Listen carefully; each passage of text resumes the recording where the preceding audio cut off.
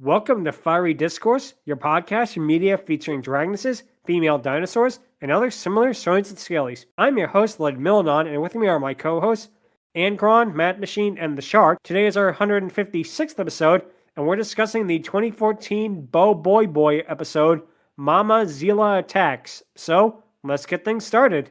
Not to be confused with BoBoiBoy, BoBoiBoy. I had to stutter at least once on that. You're welcome.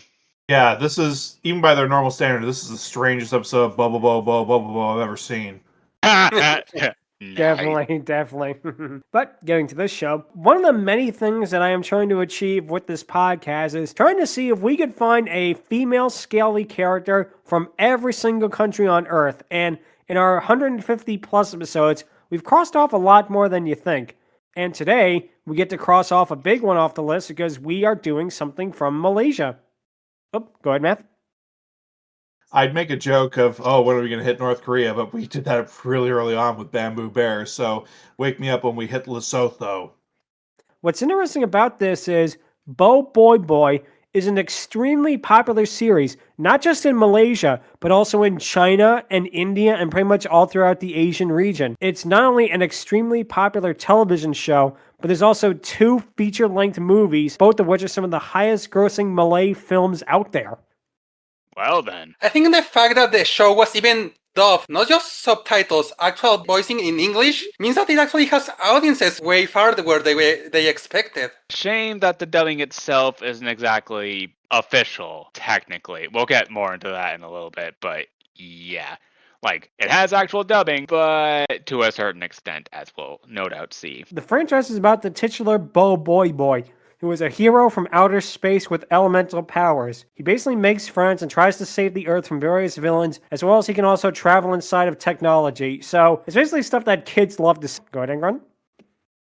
So, it's basically UDS Velgear, but instead of card games, it's the power of Triad. The show begins with a theme song, which actually is in Malay and is not dubbed, so unfortunately discussing on the lyrics of it is fruitless at this point. The theme song shows BoBoiBoy arriving to Earth before being pursued by evil aliens. He, along with all of his friends, use their various powers to defeat the enemies, before the theme song ends with all of them making a heroic pose. The episode itself actually begins with a recap of the previous episode, and it begins with Papa Zola, who is a fictional superhero character from a video game who comes into the real world and becomes one of BoBoiBoy's friends. The best analogy I could think of is like Beautiful Joe meets the Crimson Chin. Yeah, it definitely gives me that vibe. Even though IRL, despite hero costume, he's actually a gym teacher, which is something that we learned. Yeah, thankfully we avoid having his identity crisis when he finds out he's a fictional character arc, so yeah. Thank goodness for that. Anyway, go ahead, Matt. The more I watch this show, the actual character that I kept relating him to, and this is going to be a very old reference for people, as is expected of me, he's just the Molly Booger Man. You. Papa Zola is lonely because he misses his wife Mama Zila, and he says that she has been kidnapped by a giant crab monster. BoBoiBoy says that he and the others will enter the video game in order to defeat the crab and save his wife. We then see them go into the video game, which is done up in a really neat pixelated art style, which really looks good. I was actually surprised that this show would do something like that. I expected it to do kind of like with Jimmy Neutron when they did their going into the video game episode, where they put kind of a shinier filter on them, but at the same time they look the same. But no, they actually did a different art style, which is always neat to see. Oh, go ahead, Angron. Yeah, I was honestly kind of surprised that they ultimately did this sort of thing. Right off the bat, we get actual technical 8-bit sprites and animation. However, that's ultimately where the originality kind of stops for the most part, as we also get at least 2 sprites from, no joke, Mega Man of all franchises. There are these frog enemies that they fight, and there are literal peepees, birds that drop eggs that have tinier peepees inside that fly at the player. Yeah, I was gonna comment that, hey, there was actual effort in making custom pixel versions of the characters in the game, because they didn't just have pixel filter, so they look kinda blurry and square, or they didn't go just making simple Atari character designs. Unironically, I can actually see this, if the series ever had a video game, I could see it like this. You can kind of see that they're 8-bit, 16-bit like when they are in motion or when they're actually a bit zoomed out for the video game, but when they zoom in on them, they have this sort of MS Paint style animation to them, like they did with a lot of mid-90s video games. Especially when they're talking, they look like they could just be out of a humongous entertainment game, you know, the Freddy Fish, Pajama Sam, Spy Fox games. I can definitely see a kind of inspiration there. We then see them battle enemies while also being controlled by Ochobot, who is BoBoiBoy's robot friend, and Mr. Kumar, the father of Gopal, who is one of BoBoiBoy's friends. The crab monster tells him that he will be waiting for them at the final level, and laughs evilly as they cut to the castle. We then get the title card, which depicts a silhouette of a kaiju, and the title, Mama Zila Attacks, which pretty much sums up why we're doing this episode, but we'll get to why in a second. We then cut back to the video game, where BoBoiBoy and Gopal says that they have to reunite Papa Zola and Mama Zila. Papa Zola cries over this as he thanks them for being such good students, even though, of course, the favorite student is Twilight Sparkle, but regardless. We then get a montage of them going to the game as Mr. Kumar, Ochobot, as well as Adu and Probe, who actually were the main villains of the first 2 seasons, and this is by season 3. They just decided to throw their hands up and say, okay, they're their best friends now. I do like the pixelated art style here. It really is fun, and it really is good that they did that. The trio eventually stop before a large castle as Gopal asks what this place is. Mr. Kumar says that it's the final level, the Palace of Peace, and shouts over this. Ochobot asks why that's so bad, as Mr. Kumar says that's where he was defeated the last time. The crab then comes out of the castle and laughs at the trio, as Papa Zola shouts that he wants his wife back. Papa Zola then says that he's on his way, as the crab says they will have to get past him first. Mr. Kumar then pulls out, of all things, an NES Zapper, which was a very surprising reference to see here.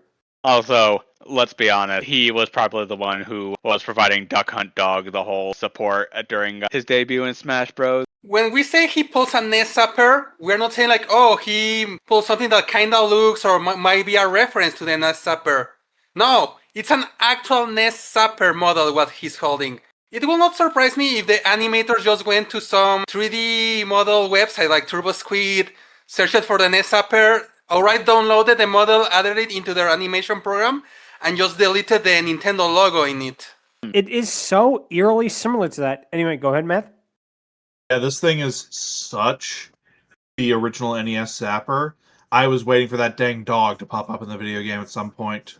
Mr. Kumar then gets so into the game that he starts to leap around the room, ducking under the couch and the like, and I really did like this gag. This show can be funny when it wants to be, because at one point it cuts the other 3, just staring at Mr. Kumar randomly jumping around the living room with, "What the hell is wrong with you?" looks on their faces. Even the robots, and it is really funnier than it sounds. BoBoiBoy says that Mr. Kumar is awesome before the giant enemy crab roars, setting the trio on fire and causing them to lose health. Mr. Kumar then screams as he rolls around on the floor before he then pulls out 2 zappers and says that "you have pushed me too far" and that the giant crab will regret this. We then get a gag of him doing a Matrix-style shootout with the television until the crab is defeated. And again, this is one of those things where it really feels like it's a little bit out of date because this show is 2014 and they're still doing Matrix jokes, which is pretty interesting. Oh, go ahead, Matt. Based on the way that they animated this and the angles and slow-mo that they're using for the gun, I was actually waiting for doves to fly by because this looked like a John Woo production. Yeah, I was also have expected to be like this to be a NES Zapper revival commercial for Nintendo. The giant enemy crab is then finally defeated as Probe ends up crying tears of joy at this, saying 10 years and he finally beat the game, before Adu tells him it's not over yet. The trio then enter a castle that reminds me a lot of Castlevania, and obviously we know what's going to happen next. The giant enemy crab is going to come out and he's going to say, "What is a man? A miserable little pile of secrets." Adu wonders what the giant boss looks like, before Probe wonders what Mama Zila will look like, as, in another funny gag, we see his thoughts, where Mama Zila is literally just a female version of Papa Zola, which, that again got a good laugh out of me. Yeah. I was scared when they do gags like that. The TV then flashes as the group all then stare at it in awe. BoBoiBoy says that the room looks really neat, as I want to point this out right now because I'll get to more about the dub in a little bit, but the lip syncing is way off at some points because when he says this, he says, of course, oh, this is neat. But his lips continue to move for like at least 2 seconds after he finishes it, which obviously said that they've kind of had a rushed production with this dub, but regardless. Well, not to mention that the dub is not official, it's mostly fan-made, which might explain this kind of issues with the lip syncing. To our knowledge, this is the only dub that we know of this show. So pretty much we're watching both the official, quote-unquote, and the not official dub at the same time. But a voice, which is depicted from a speech bubble off screen, which is cute because old video games do that all the time too, so that's a really cute touch, asks who is there as Mama Zila arrives. She currently looks like a beautiful woman as Papa Zola cries over her. The pair then embrace each other as 8-bit music plays in the background, and another really nice touch. Both BoBoiBoy and Gopal look sick at this, as Adu says he doesn't want to see this lovey-dovey stuff. He wants to see some action, and Adu's design is, he's basically a green square on an alien body, on like a gray alien body, and it's definitely a unique design. BoBoiBoy asks where the final boss is as a giant crab runs through before leaping out the window, which I do want to point out one thing. This is not the giant crab from earlier. This is a different giant crab, and obviously Papa Zola's video game was actually Crab Quest 64, and what they needed to have, they should have had Mr. Krabs in there, so then we could have gotten some Wario Land 4 action in here. The reason that crab jumped out of the window, for anyone wondering, he had to go to the rave. BoBoiBoy looks stunned before asking if it really ran away. Mr. Kumar says the giant monster ran away, and what is definitely a case of this dub repeating its information that we already know, which is an issue with fan dubs at the time. Mr. Kumar then says that they all beat the game as everybody cheers. We then cut back to inside the game as Papa Zola laughs, and he says that the boss ran off like a true coward. Mama Zila congratulates him, then asks him who the 2 fine young gentlemen are that are with him. Gopal introduces himself and BoBoiBoy to Mama Zila, saying that they're Papa Zola's favorite students. In another funny gag, Papa Zola turns to him and says, "When did you become my favorite student?" As Mama Zila is impressed by all this. Papa Zola then says that what's important is that Mama Zila is safe now, and he tells her that he's going to take her back into his new world as a gift. By new world, she means the new world in Kirby and the Forgotten Land. Nice. Yeah, that would have been better crossover. BoBoiBoy says that it's time for them to get out of there as Adu then uses his powers to take them all out of the television. They all land in the house as Mr. Kumar welcomes them there. Both Ochobot and Probe stare in awe over how good Mama Zila looks. Then the camera pans over to Papa Zola complaining about an itch and sneezing. Mama Zila is blindfolded here for a reason that we'll find out in a minute. Probe then says that he hasn't seen anything like that in a beautiful part, as Papa Zola angrily asks what he means, and this is a joke I couldn't understand. Not because of cultural context or because of different regions or regional slang or that. I could not understand it because I could not understand this dub because whoever did the dubbing of this show, English was definitely not their first or even second language, and you could tell because a lot of the times they slur their word and it can be kind of hard to tell what they're exactly saying, unfortunately.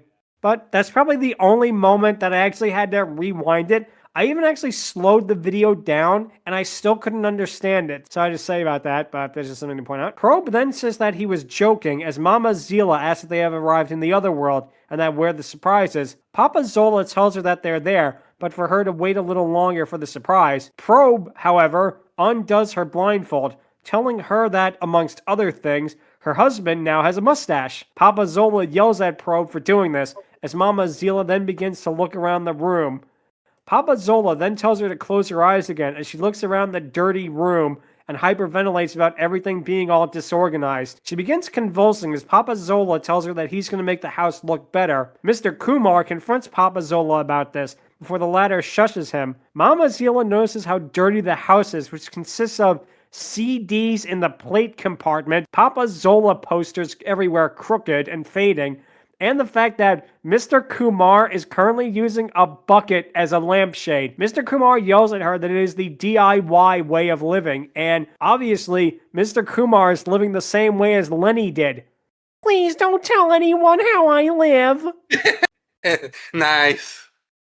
Mama Zila then begins turning purple and begins convulsing some more. Gopal asks what's wrong with her, as Papa Zola nervously says that nothing is wrong with her, just that she's turning into a giant monster. Everyone else is shocked by this as a white blast appears on the outside, and when it fades, Mama Zila has now turned into a giant kaiju reptilian monster. Her design is that of a giant T-Rex-like figure with pinkish/purplish scales and a horn in the middle of her snout. What's really interesting, and I always like when they do this with kaiju, she's not only wearing her earrings that she does as a human, she's also wearing the hijab. And I always like that when they have transformations where they keep part of the human form in the scaly form. And this is a great example of that because I really do like that they did that to add some character to her. Oh, go ahead, Math. First off, it's very weird seeing Katie Kaboom in CG. And secondly, yeah, this is a really nice design and transformation sequence that they did for her. Like, I was not expecting the level of detail that they put into this, considering how, I'm not trying to say this in a mean way, but how low quality the rest of the human characters look. I do like when people do that kind of thing with the animation, keeping certain human details for people when they become different creatures. It was good when it happened to Rapunzel when she became a bird and still kept her long hair. It's definitely nice here when Mama Zila still keeps some of her more interesting designs. And as bonus points, Mama Zila is one of those transformees that when they become their giant scaly forms, they can still talk. She actually has a deepened voice with electronic pitching, and it sounds really cool. She then tells them to knock it off and that she orders them to obey her right then and there. Obviously, she'd get along well with another Asian kaiju, Ming Li from Turning Red, and the fact we never got that crossover is such a shame. Mr. Kumar yells at her for making a hole in his roof as Papa Zola yells at him to stop, saying how his wife is embarrassing him at this time. Yeah. Yep, that's the funny thing about this show too, is that Papa Zola is really a jerk. He's almost like Captain Blasto from Ratchet and Clank. He really is that kind of superhero where he's kind of like a superhero, but not really, and it is pretty funny.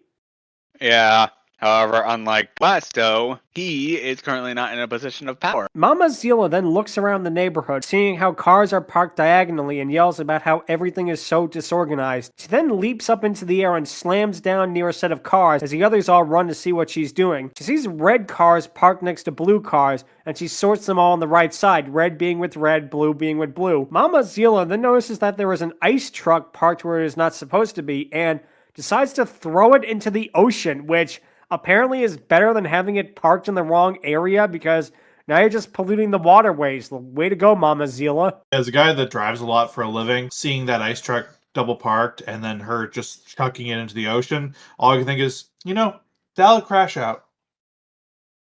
BoBoiBoy then says that they have to stop her as he does his transformation sequence into his superhero form. He manages to split himself into 3, each one being either water, fire, or electricity. And I will say this, he's really nothing special. He's just a humanized version of Eevee. Yeah. Also, something that's kind of funny is that the episode treats Mama Zila becoming the kaiju and becoming like the main antagonist like, oh, what a twist, what a surprise, even though the title of the episode is Mama Zila Attack. From now on, I'm going to call them by their elemental forms because that'll save on trying to say BoBoiBoy over and over again because, we're going to slip up at some point. Electric tells Fire and Water to stall Mama Zila while he looks for a solution. Electric then runs up to all the others and asks Papa Zola why this is happening, as Papa Zola is hiding behind a clothesline. He tries his best John Cena impression and says, "You can't see me," as Electric confronts him. Mr. Kumar says that he's trying to run away, as Papa Zola says that he isn't. He's trying to protect the clothes from the rain. Adu yells about how it's a perfectly sunny day out, as Electric asks what is going on with Mama Zila. We then cut to Mama Zila picking up a car as a man falls out of it before Water manages to save him. Fire tells Mama Zila to stop this, as she nearly crushes him with the car before storming off. We then cut back to Papa Zola as he explains to the others how she turns into a monster when things are not properly organized and how she has OCD. The actual show says that she has OCD, which is very interesting. Yeah, that is quite a risky move to have a literal kaiju character have a disability that affects her overall, not just her state of mind, but her state of physical being as well. I actually like how they did this, and this did remind me that this was one of those kids' educational shows, but at the same time, they did it in a way that it doesn't feel invasive to the show or preachy or stupid, just how they're trying to introduce sort of a, oh, moral of the day kind of thing. They actually do have, they're like, what the fuck is that? And they have their brainy character explain what actually is clinical OCD for about 30 seconds a minute. And they do it in one of those, like, oh, okay, I'm actually explaining this so that you guys can understand it, informative, respectful way. It's wild to see a show like that actually do this, and that was really cool. Oh, I definitely have to agree with you there. It feels, like you said, respectful in a way. Adu asked what OCD is, as Papa Zola rambles off other words like what CD and DVD are, while the others just look unamused at him. As Math just mentioned, Electric asks Yaya about what OCD is as she explains it. Gopal then jokes how, hey, that sounds just like you, before Electric cuts off the transmission before she can get angry at this. Papa Zola then notes how she was imprisoned in the Palace of Peace for a reason, because everything was perfectly organized, with everything in its proper place and symmetrical, and Mama Zila would really love Mr. Krabs' Doll-O-Rama. And she would no doubt probably get along with Death the Kid because, yeah, he too likes everything quite symmetrical. Though, unlike her, he takes symmetrical stuff a lot more than she does. Papa Zola then adds that the giant crabs were nice, as it turns out they were trying to protect the game from Mama Zila. Electric then realizes that she was the real final boss in the video game all along, and that Gopal realizes that the crab monster was afraid of Mama Zila and not afraid of them, as Papa Zola says that they are all correct. The others all yell at Papa Zola why he didn't tell them in the first place, as he says that, I did tell you, before they say that he didn't. And Papa Zola just cries that he wants Mama Zila back in his life. And yeah, Papa Zola really is the worst in this show. Kind of, yeah. I mean, he's still pretty funny, but yeah, this one is definitely on him, that's for sure. Yeah, not to mention, he was the one that had the bright idea to bring Mama Zila to the real world. What did he expect it was going to happen the moment she removed those things from her eyes? Mr. Kumar then tells Papa Zola that they can all work together to save the day, as Papa Zola then embraces him. Mr. Kumar then says that Papa Zola will have to pay him for fixing the hole in his roof. We then cut to Mama Zila attacking a shopping mall as both fire and water attack her with their elemental powers. Their attacks don't work on her as she notices too many taxi cabs, which at least is better than too many toasters. Nice. She then wonders where they learned to park, and she then places the colored cars in their correct space. White with white, black with black, purple with purple, blue with blue, etc. She then notices that there is one car currently missing. It turns out that the car is currently being driven. In another really funny joke, the driver sees this and just slowly starts to back away, which that actually, again, got a really good laugh out of me, how the timing with that joke. One thing I really liked about this, and I don't think this was an intentional meta joke, is just something that I find funny. CG shows have this tendency of reusing like the same half dozen or so models for background purposes. Because you have an OCD character trying to make everything fit together, that actually works out. So you're placing all the same orange model car with all the same orange model car, all the same gray model car with the same gray model car, like that. That's actually kind of hilarious to a guy like me that notices these things all the time. She then picks up the car and tries slamming it down, as fire then teleports into the car and rescues the driver. She then puts the white car with all of the others and is pleased by this. Water then wonders why their attacks aren't working as he prepares to attack her, only for Mama Zila to grab him and turn his backwards cap the right way around and zip up his jacket, which again, that also got a really good laugh out of me because she's actually a kaiju, but she's not intentionally destroying anything. She's actually trying to fix it to what her specification of being fixed is, which is a very unique take on a kaiju. Anyway, go ahead, Matt. It was at this point when she started acting, I would say motherly-ish, like kind of caring and trying to take care of the kid, that I just said to myself, oh, she's not a kaiju, she's a kind Jew. Nice. But yeah, as you mentioned it, yeah, I like the inversion of the idea of a kaiju. She's not trying to destroy, she's trying to fix. It's just that she goes extreme ways to do it.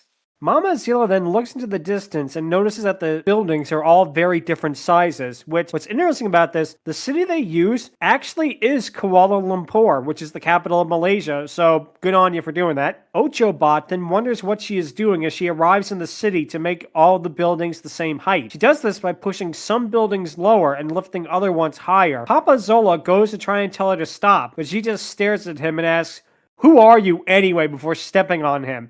Sadly, she just steps on him and does not belly flop him because that would have made her a 10 out of 10. Fire then attacks her as she then catches his lightning bolts, and in another really funny gag, she straightens out the lightning bolts before throwing them back at him, saying, "Oh, here, you can have these now." Again, this really got a good laugh out of me just because of the timing and the way it was done. It actually worked out really well. Electric then sees his friends being attacked by lightning and summons a golem to try and stop her. The golem tries to hold her back, with Electric copying its moves, before Papa Zola arrives, begging him to stop. Electric tells him that Mama Zila is trying to destroy the city, as Papa Zola says, "That is your problem, not mine." Mama Zila, meanwhile, continues to struggle against the golem, as Papa Zola offers them tips for their math homework. Gopal is excited about this, as Zola yells that he meant tips, not that he would do the math homework. This is a better bribe than Mike Wazowski's bribe. "I got a car.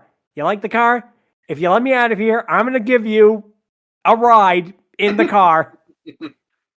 We mentioned how Papa Zola is the worst, because especially at that, "Oh, this is, it's your problem that she's destroying the city, not mine." Oh boy, is he the worst. Honestly, though, compared to most other asshole characters or like characters who are super incompetent, Papa Zola at least a little more effort than most in trying to stop his problem. He tried getting her to calm down at first, and she was like, "I'm sorry, who the fuck are you?" Which, wow, lady, that's the thanks he gets for breaking you out of that castle. And second, I mean, what has he really done that's really made the problem worse? Or better, for that matter. To be honest, he hasn't really impacted it too much outside of informing everyone what makes her tick and why she's ultimately like this. Sure, he didn't tell them until now. It's not causing too much problems, and all he's really doing is fixing stuff instead of trying to make it actually worse. Electric then gets the idea that they have to get Mama Zila back in the video game in order to defeat her. Both Mr. Kamal and Gopal says that she doesn't want to go back in there, as Electric says that he has an idea. We then cut to Mama Zila being trapped inside of a sandstorm and unable to see, as Electric then tells Water to continue making more dust. As the storm stops, Mama Zila notices that the streets are covered in dust, as Fire then begins opening up some windows, but not others, forcing her to close them. In another good joke, she actually rearranges some flower pots as an old woman thanks her. Going back to the Blizzard thing to cover his side, I don't like how his powers are not like strictly to just one element or just one base of the element. Like, water doesn't just use water, he can create mist, he can create snow. So yeah, that's a clever touch with them. Yeah, I like when people do that with the water element. I love how they animated Mama Zila fixing how the potted plants were all like off to the side in that median. When they were doing it and having her move, and especially the angle they showed of her fixing them, all I could think of, "Ooh, pot of candy. Ooh, pot of candy." Yeah. Gopal then uses his powers to turn the road into butter, of all things, which makes me wonder what else Gopal can do. As Mama Zila then sees the cars slipping away, we then get a title card saying 1 hour later in Malay, as she just barely manages to put them back where they're supposed to go. As she pants over this, Probe then shows her the trees that he carved, showing that he carved them into looking like Adu. Mama Zila then uses her claws to cut into them, which makes her, I guess, Mama Zila Scissorhands at this point. Yeah. As she does this, she gets too tired to continue and begins to faint. The three elementals then return together into BoBoiBoy, as he then has Adu turn on the electricity, sending them all back into the video game. BoBoiBoy, Gopal, and Papa Zola all go back, along with Mama Zila. Now, her form in the game also looks really cool. How they did this, she is also pixelated here, and I don't know, it's a really good version of the design too. They actually managed to replicate it 1-to-1 in a way, and I really like when they do that. It's not like it's the first time a show like this has done something like this. Later on, Mega Man Fully Charged would do something similar, and to be honest, that one does it a little better than this one, partially because Capcom was backing them up and they know video games better than most. I do appreciate when a show like this definitely gives it an honest effort in trying to actually make 8-bit sprites. Another good example would be the Ghost and Molly McGee. So this is going to sound weird coming from me because I am the 2D animation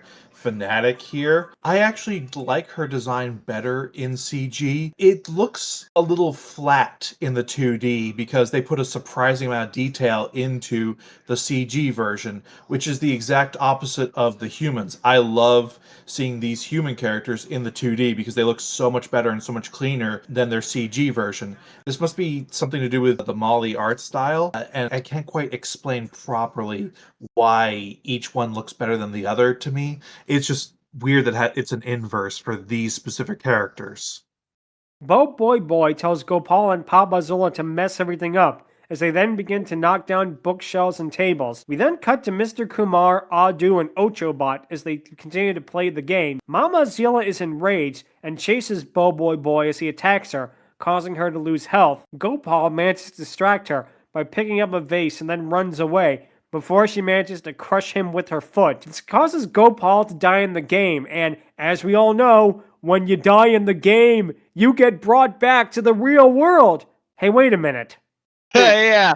Mr. Kumal then notes that Mama Zila is so powerful that she can actually kill in one hit. Papa Zola, meanwhile, uses the time he has in the video game to eulogize Gopal before he is also crushed by her foot, which, again, way to go, Papa Zola.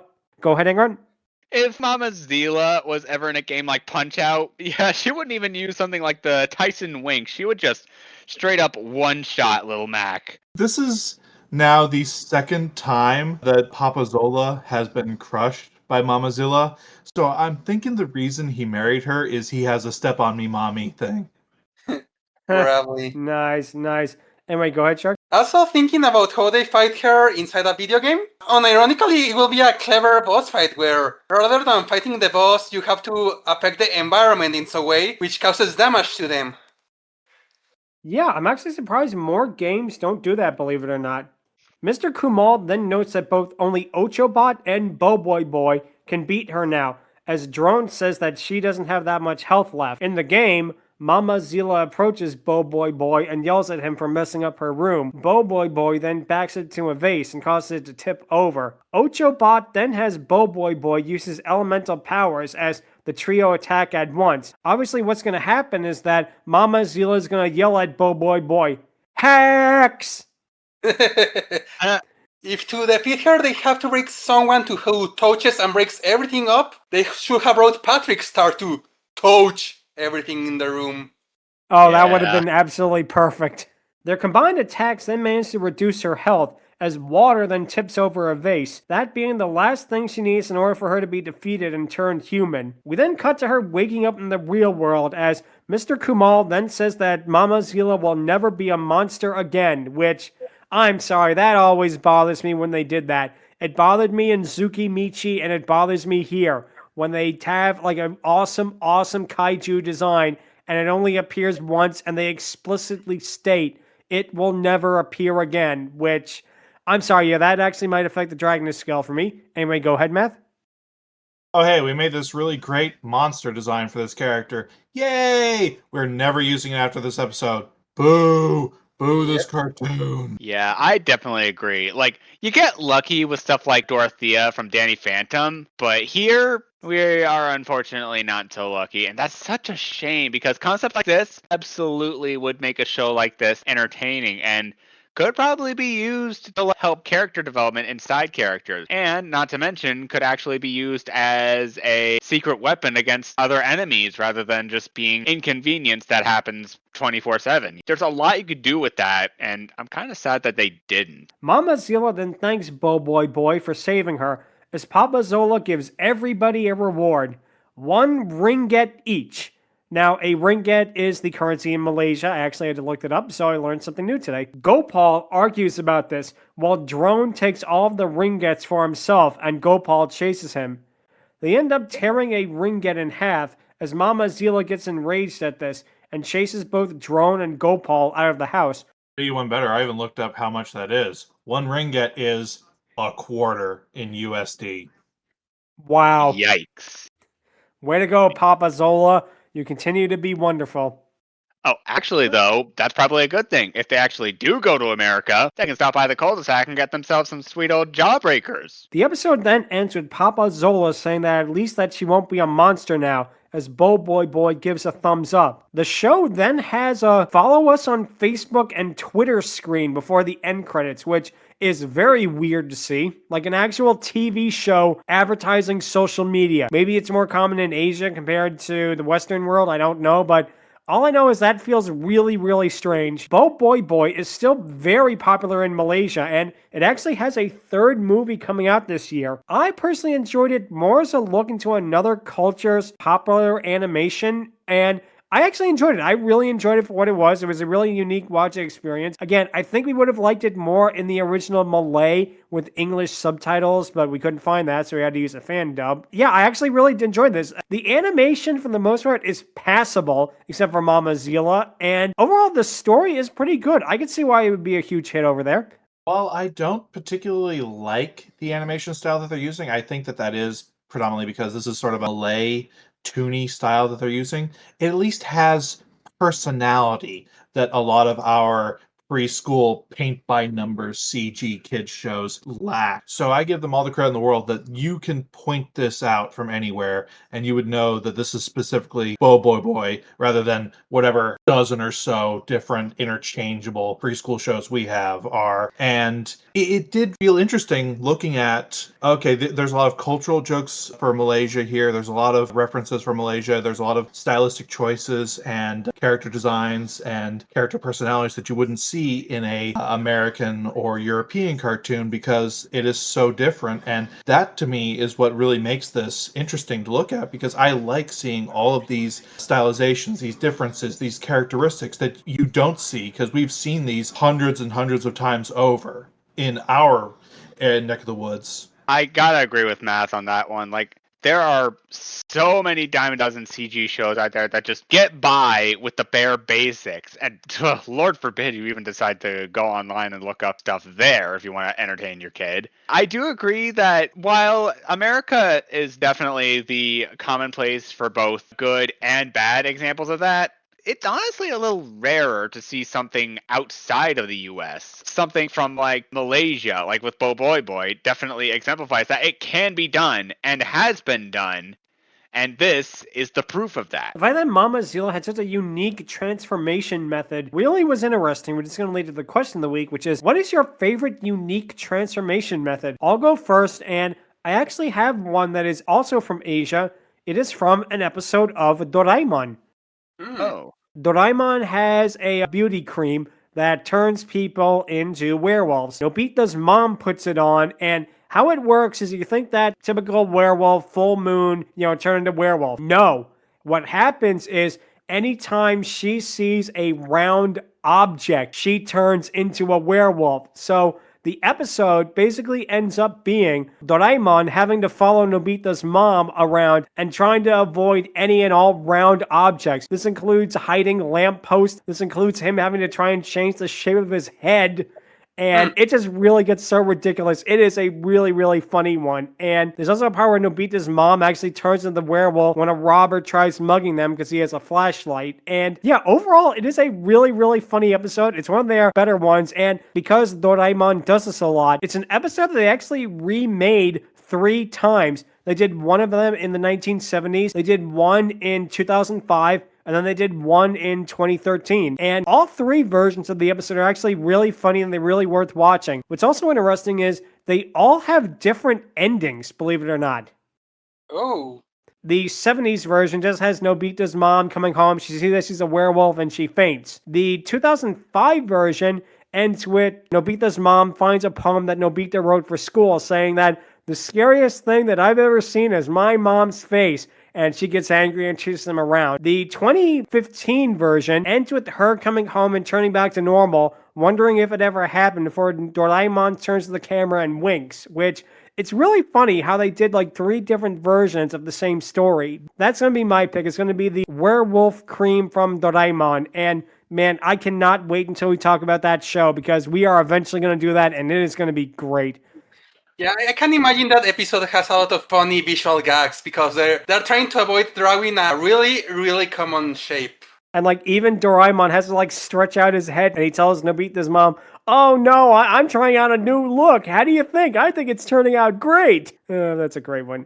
So let's see, Angron, what would your pick be? There are so many good examples of non-natural transformation. The stuff you see with Transformers and technically Ben 10, but there is one form of transformation that definitely does fit that particular niche. And that would honestly have to be magic, those more natural forms of transformation, because with them, you get the satisfaction of them transforming, but you also end up a different form of someone that ultimately never did that sort of thing before, or did, but it's just one of those things where naturally and more times than not painlessly become something else, like a dragon or a Pegasus or an alicorn or something like that. And more times than not, they can often look very much like themselves, but as a different creature. BoBoiBoy, as an example. Another example, technically Sophia the First. There were a few times where that transformation didn't exactly look good, but when it did, I actually think it worked. But yeah, that's going to be my answer.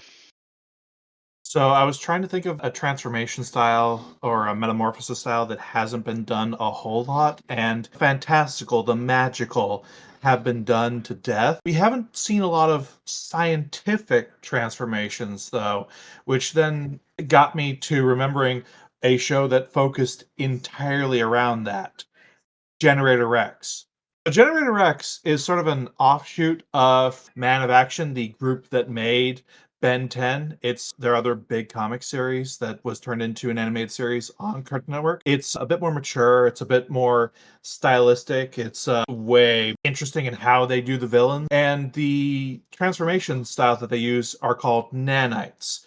Effectively, nano machines, son. The way they work is there was a huge explosion. Everyone on Earth has nanites in them, and effectively you're just a ticking time bomb waiting to transform into something. There's no indicator for how these will ever activate or that they will ever activate, just that when they do, they will transform you into very weird, very random things, and it's all completely unknown what will happen, when it'll happen, how it'll happen. And because of the fact that it's something that you can't see, that just is there and can transform you into so many different things and variations, that's why I like this, because they took a base concept of the transformation thing and just expanded it out as far as they could think with it.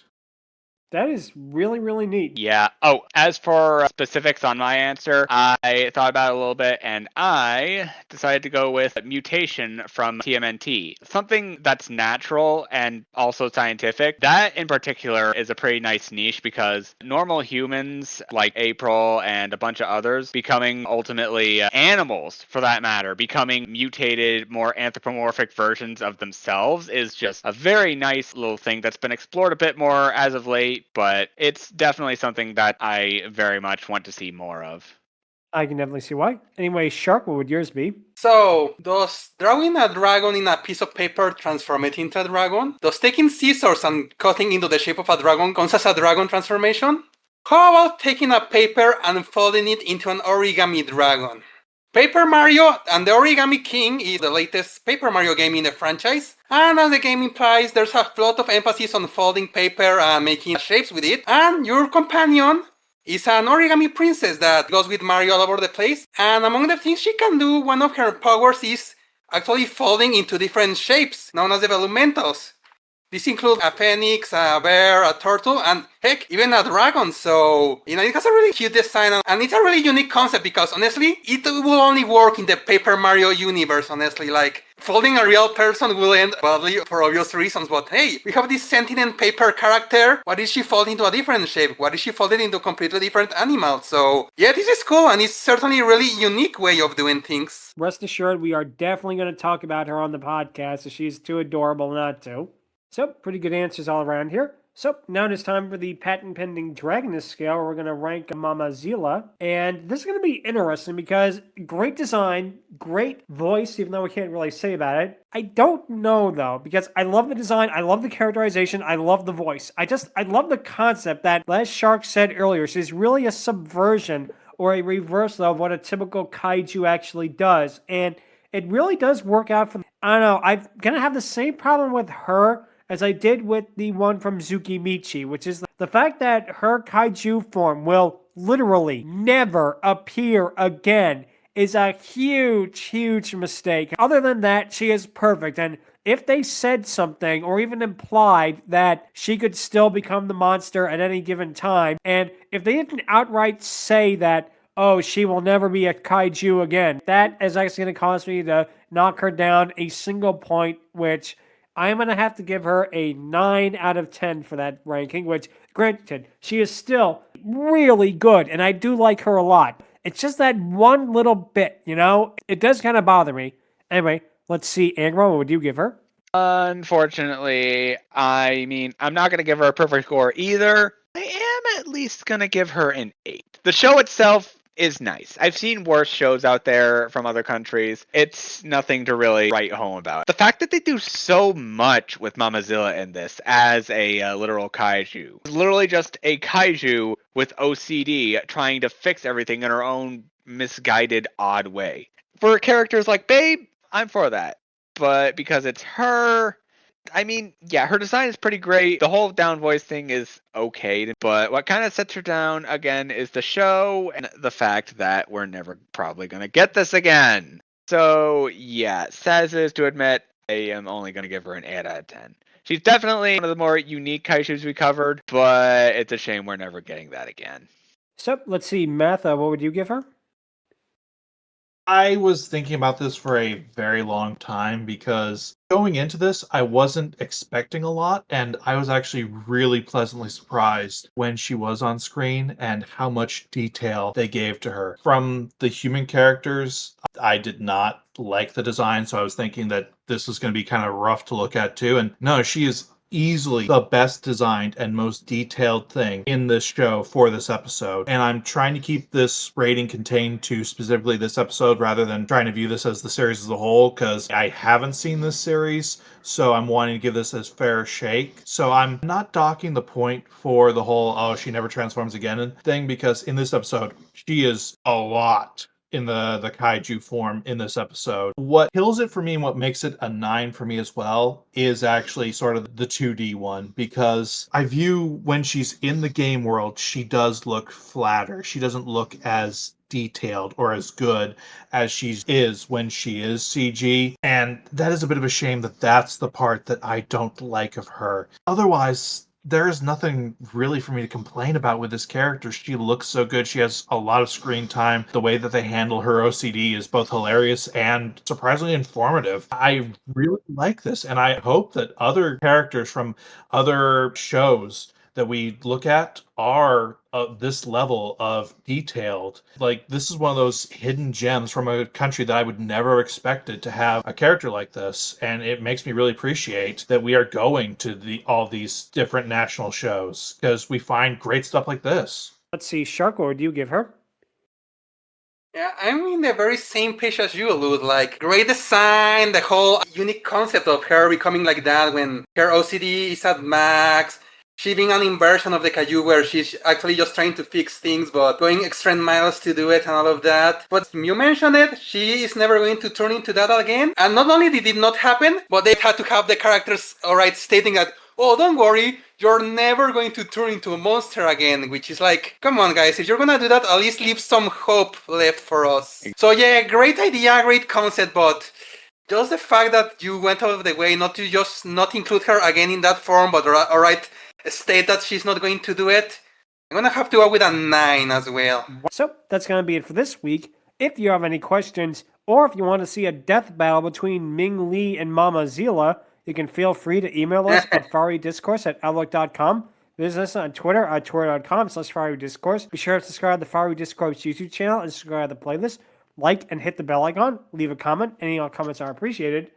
Next week, we're going to be talking about the 2024 Fairly Odd Parents, a New Wish episode, Rattleconda Racers. This is the first time we are talking about a snake on the podcast, and it certainly won't be the last. Definitely looking forward to it, and talking about Fairly Odd Parents again, because the original Fairly Odd Parents episode we did is one of our more popular ones. So that'll be it for this week. Thank you all so much for listening, and until then, take care. Yep. Later. So, Adios. See you all next week.